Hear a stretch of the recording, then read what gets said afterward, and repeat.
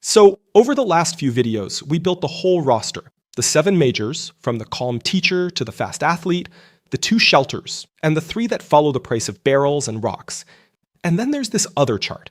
It sits right there in the same watch list on every platform you'll ever open, quoted against the dollar exactly like a currency pair, running 24 hours a day exactly like a currency pair.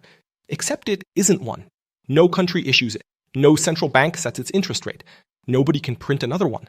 It's gold, XAU/USD. So today we settle it.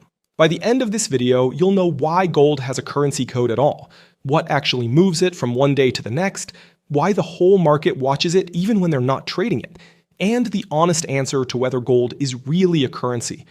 There's also a trap waiting in here that has emptied a lot of beginner accounts, because gold looks like a Forex pair on the chart, and it does not behave like one in your position size. So, if this kind of content helps you, take a second to like the video, subscribe, and turn on notifications so the next lessons reach you the moment they go live. And feel free to share in the comments which topics you would like us to explore in future videos. And if you want to support the channel on a deeper level, consider becoming a member to unlock exclusive content and help keep these lessons coming. You'll also find links to our trusted partners in the description below. Using them costs you nothing, and it directly helps the channel keep producing free educational content like this. Let's start with the name, because it's already telling you something. XAU/USD.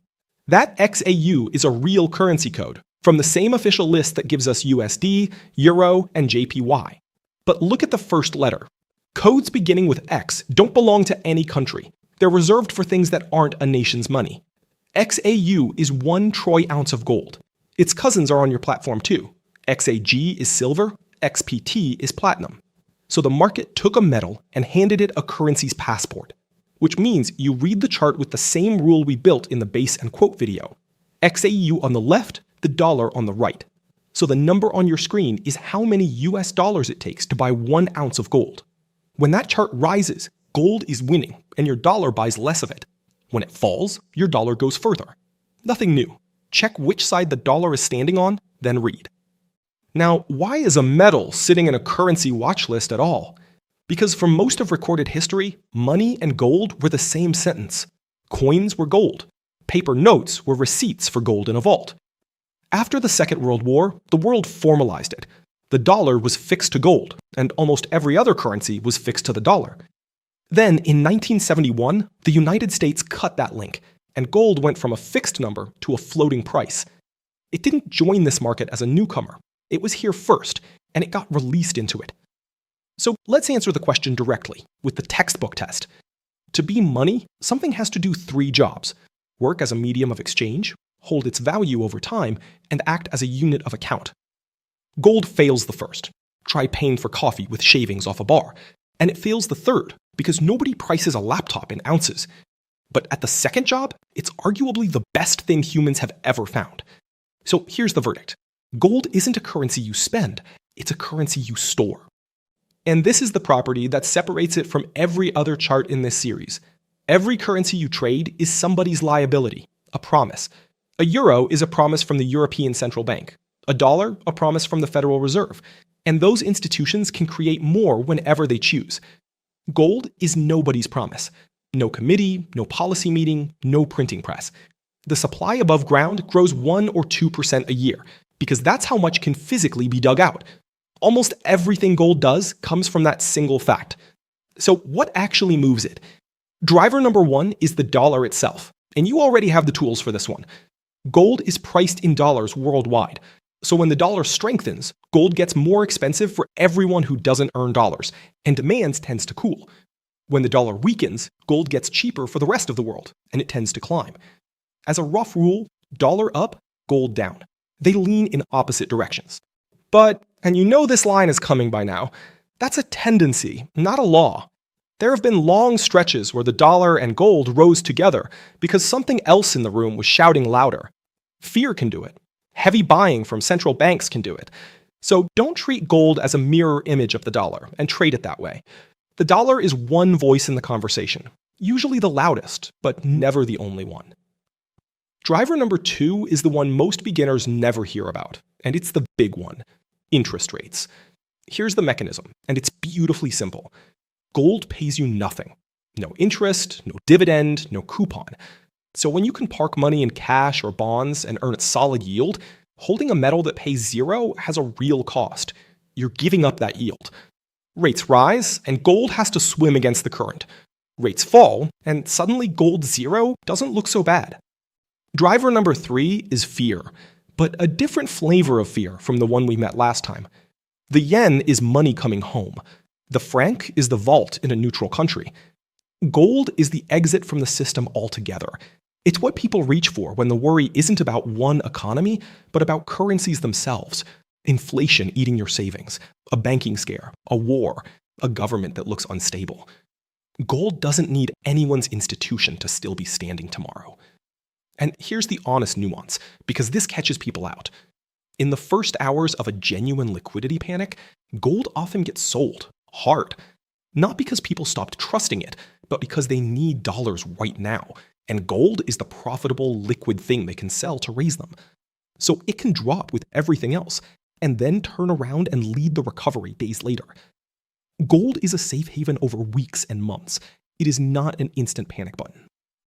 Driver number 4 is a buyer most retail traders forget exists: central banks themselves.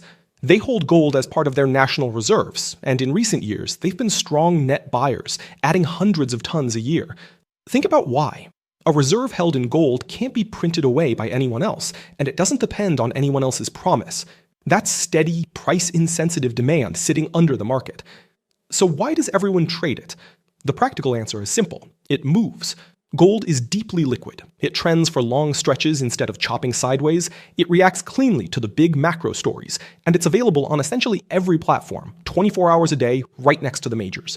For a trader looking for movement with a reason behind it, that's a very attractive combination. Which brings us to the trap, and I want you to write this one down. Gold is not priced like a Forex pair. It's quoted in dollars per ounce. And on most platforms, one standard contract is 100 ounces. So a move of $10 on the chart, which looks like nothing next to gold's daily range, is $1,000 on a standard contract.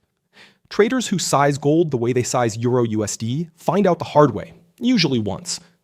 There's a quieter version of that trap too: cost and speed.